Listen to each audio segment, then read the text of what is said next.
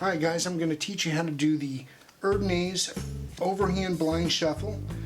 First we're going to learn to retain the top stock. In this case we're going to use the 4 aces as our top stock, or slug as I like to call it. And we're going to place those on top of the deck. And in the act of shuffling the cards like so, we will have retained the top stock. One more time. The shuffle isn't meant to look pretty. It's, dare I say, a sloppy looking overhand shuffle, but it does the job. So in the act of shuffling the cards like so, we will have retained the top stock.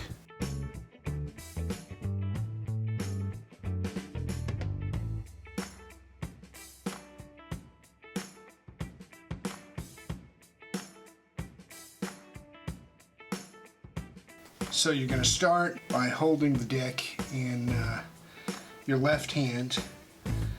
This is kind of the overhand shuffle grip, and it's a little bit like a straddle grip in that the pinky is on the bottom, and it doesn't need to be. Matter of fact, when you get a little more advanced, you may keep it off the bottom like I do, but there's a reason to have it back there, and I will show you. Let's actually turn the top stock face up so you can see what we're doing here. Now, a lot of people say to pull about 2/3 of the deck or over half the deck up, but I like to think of it as, they say to lift that up. I like to think of it as pulling your top stock down, your top stock and then some. So you peel that top stock off, you run one card and you in-jog it. You see when you in-jog it how that pinky finger touches it. And I'll show you from both angles. Okay, so you're pulling a group of cards down, and you see you have them in this grip. Run one card in-jogged, then you're doing what's called shuffling off. So you just shuffle off naturally the rest of the cards. Now, as you come back to square the deck up, this in-jogged card, you're going to push up on it. And what that does is it gives you a break, alright, just above your top stock. Now you're going to do the same thing you did the first time. You're going to pull a group of cards down. This time you're going to shuffle off to the break. So you just let those cards shuffle onto the deck. Once you get to the break, you throw them on top, and you've retained your top stock. One more time. Alright, so push up, shuffle off to the break, and there's your top stock. Show it to you again, concealed. This does not have to look pretty, it's actually not supposed to. You know, this is what a card mechanic would use if everyone else in the game was dealing or shuffling using an overhand shuffle. You don't want to look like some fancy dealer. You want to be able to completely control the deck and make it look like you're just an average Joe. It's one of the beauties of card mechanics.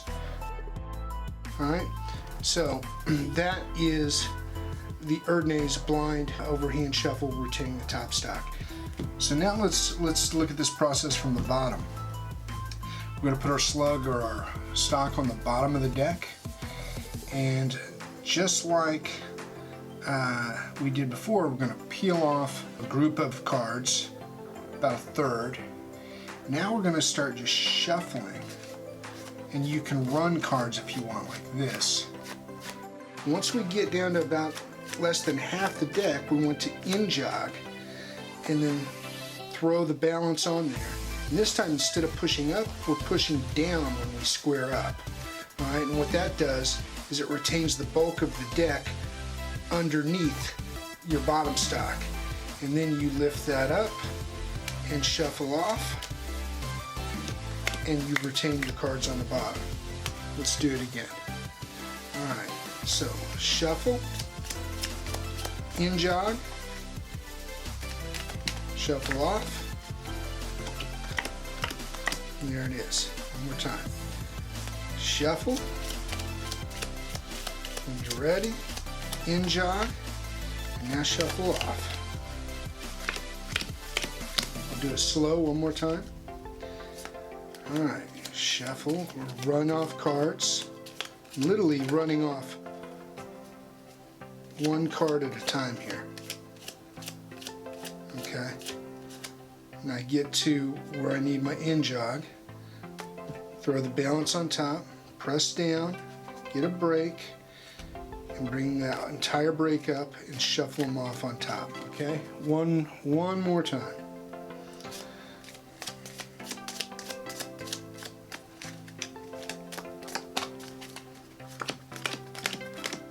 And that, my friends, is how you retain the top and bottom stock with the Erdnase overhand shuffle. So in the act of shuffling the cards like so, we will have retained the top stock.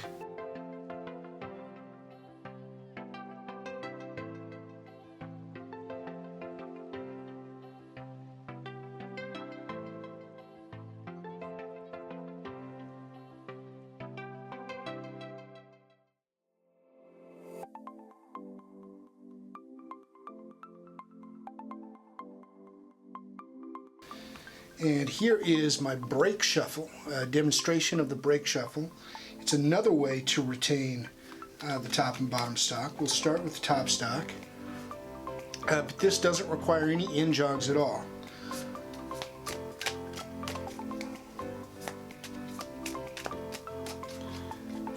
As you can see, we have retained the top stock. Leave a comment. Let me know if that's something you want to learn in the future. And I will show you same thing with the bottom stock. It looks like this.